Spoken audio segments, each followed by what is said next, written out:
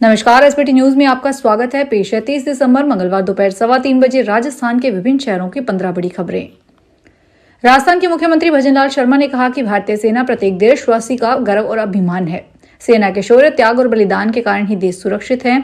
उन्होंने कहा कि 78वें थल सेना दिवस परेड का आयोजन जयपुर के एक ऐतिहासिक क्षण होगा, क्योंकि यह पहली बार सैन्य छावनी से बाहर आयोजित किया जा रहा है। पहली बार सैन्य छावनी की सीमाओं से बाहर आर्मी डे परेड का भव्य और ऐतिहासिक आयोजन जयपुर में होने जा रहा है। 15 जनवरी को होने जा रही इस परेड के आयोजन में अधिक से अधिक संख्या में शामिल हो, ताकि वे सेना की वीर गाथा के बारे में और अधिक जान सके। मुंबई में 68 साल की एक महिला से 3 करोड़ 71 लाख की ठगी हो गई। आरोपियों ने खुद को मुंबई के कोलाबा पुलिस स्टेशन के साथ साथ केंद्रीय एजेंसियों का कर्मचारी बताया था।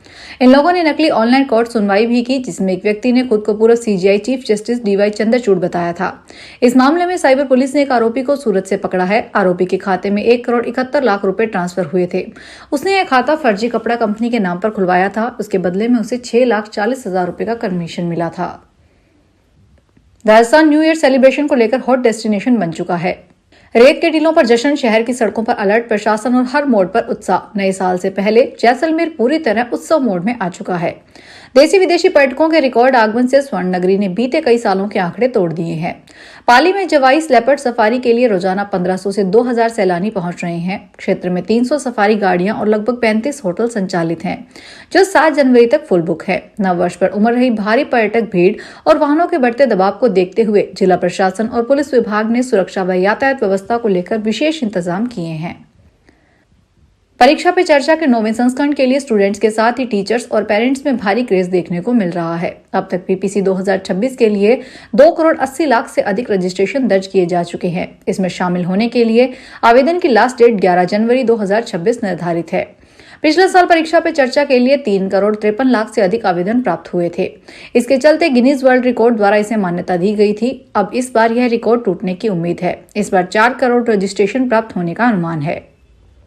आरबीआई की तरफ से बैंकों से कहा गया है कि जल्द से जल्द केवाईसी अपडेट पूरा करें, नहीं तो फ्रॉड की घटनाएं और बढ़ेगी। आरबीआई की तरफ से बैंकों को सलाह दी गई है कि छोटी ब्रांच में खास फोकस रखते हुए केवाईसी अपडेट करने के लिए कैंप लगाएं और बड़े लेवल पर जागरूकता अभियान चलाएं। आरबीआई की तरफ से पहले ही जुलाई से अक्टूबर 2025 तक ग्राम पंचायत लेवल पर देशव्यापी री केवाईसी ड्राइव चलाया जा चुका है। आरबीआई की तरफ से बैंकों को चेतावनी दी गई है कि केवाईसी अपडेट या न्यू अकाउंट खोलने की एप्लीकेशन को मैकेनिकल तरीके से रिजेक्ट नहीं करें। कांग्रेस महासचिव प्रियंका गांधी वाड्रा और बिजनेसमैन रॉबर्ट वाड्रा के बेटे रेहान वाड्रा ने अपनी गर्लफ्रेंड अवीवा बेग से सगाई कर ली है। पहले खबर सामने आई है कि सगाई नए साल के जश्न के साथ 2026 की शुरुआत में होगी। इधर सोशल मीडिया पर सगाई की चर्चा तेज है। हालांकि परिवार के लोगों ने इसकी पुष्टि नहीं की है। सूत्रों के मुताबिक दोनों परिवारों ने इस रिश्ते को पूरी तरह से मंजूरी दे दी है। सगाई की रस्म के साथ ही परिवार के लोग राजस्थान के रणथंभौर में रुकने वाले हैं। यहाँ दोनों परिवार सगाई का जश्न और नए साल के वेलकम को सेलिब्रेट करेंगे। मेवाड़ के पूर्व राज परिवार के सदस्य रहे अरविंद सिंह मेवाड़ की अंतिम वसीयत को लेकर चल रहे नए कानूनी झगड़ा में चौंकाने वाले तथ्य सामने आ रहे हैं। अरविंद सिंह की छोटी बेटी पद्मा व बड़ी बेटी भार्गवी कुमारी ने कोर्ट में पेश किए दस्तावेजों में अपने पिता को शराब पीने का आदी व मानसिक रूप से पूरी तरह अस्वस्थ बताया है। दोनों बेटियों ने मुंबई हाईकोर्ट में दायर याचिका में इन्हीं को आधार बनाते हुए अंतिम वसीयत को चुनौती दी है। उत्तर भारत में कड़ाके की ठंड के साथ घना कोहरा लोगों की मुश्किलें बढ़ा रहा है। सड़कों पर दृश्यता कम होने से वाहन चालकों को परेशानी हो रही है। वहीं रेल सेवाएं भी बुरी तरह प्रभावित हो रही है। कोहरे की वजह से लेट रही ट्रेनों को लेकर उत्तर रेलवे, पूर्वोत्तर रेलवे और उत्तर मध्य रेलवे के महाप्रबंधकों को निर्देश दिए गए हैं कि वे ट्रेनों की स्थिति पर रियल टाइम नजर रखें और यात्रियों से जुड़ी दिक्कतों, खासकर खान-पान से संबंधित समस्याओं का तुरंत समाधान करें। इसके अलावा दिल्ली, लखनऊ, मुरादाबाद, वाराणसी और प्रयागराज मंडल के मंडल रेल प्रबंधकों को भी ट्रेनों की लगातार निगरानी करने और जरूरी व्यवस्थाएं पुख्ता करने के आदेश दिए गए हैं। केंद्रीय civil aviation minister Rammohan Naidu ने मंगलवार को next generation civil helicopter Dhruv NG को हरी झंडी दिखाई। इसे हिंदुस्तान एरोनॉटिक्स लिमिटेड ने बनाया है। उड़ान भरने से पहले मंत्री हेलीकॉप्टर के सिस्टम और फीचर्स की जानकारी लेने के लिए पायलट के साथ कॉकपिट में भी बैठे। ध्रुव हेलीकॉप्टर अब तक सिर्फ सशस्त्र बलों की जरूरतें पूरी करता रहा है। अब तक आम नागरिक भी इसमें सफर कर सकेंगे। इसका मकसद मेडिकल इमरजेंसी, पर्यटन, दूर दराज के इलाकों की कनेक्टिविटी और आपदा राहत जैसे क्षेत्रों में हेलीकॉप्टर सेवाएं प्रदान करना है। नए साल के आगमन पर उत्तर प्रदेश में जगह जगह रंगारंग कार्यक्रम हो रहे हैं, लेकिन ऐसे ही एक प्रोग्राम को लेकर मथुरा में माहौल गर्मा गया। साधु संत इसको लेकर नाराजगी जाहिर करने लगे हैं और कार्यक्रम रद्द करने की मांग करने लगे हैं। इस बाबत उन्होंने प्रशासन को पत्र लिखा है और आंदोलन की चेतावनी भी दी है। आखिरकार साधु संतों की धमकी व विरोध के चलते सनी लियोन का प्रोग्राम अब कैंसिल हो गया है। दरअसल कृष्ण भूमि मामले के मुख्य याचिकाकर्ता दिनेश फलाहारी महाराज ने नए साल पर मथुरा में आयोजित होने वाले सनी लियोन के कार्यक्रम का कड़ा विरोध किया था। जयपुर मेट्रो शहरवासियों के सफर सुगम बनाने के लिए टोकन सिस्टम को खत्म करने जा रहा है। टोकन की जगह QR कोड से स्टेशन में यात्री प्रवेश कर सकेंगे। इस टिकट को अपने साथ भी ले जा सकेंगे। आने वाले कुछ माह में दिल्ली मुंबई की तर्ज पर मेट्रो की टिकट घर बैठे ही मंगवा सकेंगे। इसके लिए मेट्रो प्रशासन एक WhatsApp नंबर जारी करेगा। दरअसल मेट्रो शुरू होने से अब तक 80,000 टोकन खराब या फिर चोरी हो गए। इनको बनाने में करोड़ों रुपए खर्च हुए। इससे बचने के लिए मेट्रो प्रशासन यह कदम उठाने जा रहा है। अभी ट्रायल चल रहा है, जल्द ही इसे लागू किया जाएगा।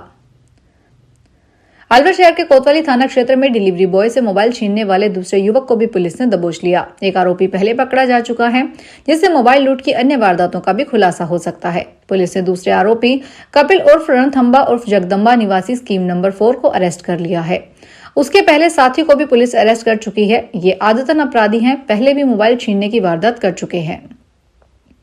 राजस्थान में कड़ाके की सर्दी के बीच अब बारिश का दौर भी शुरू होने वाला है। मौसम विभाग ने 31 दिसंबर को राज्य के 11 जिलों में बारिश की चेतावनी जारी की है।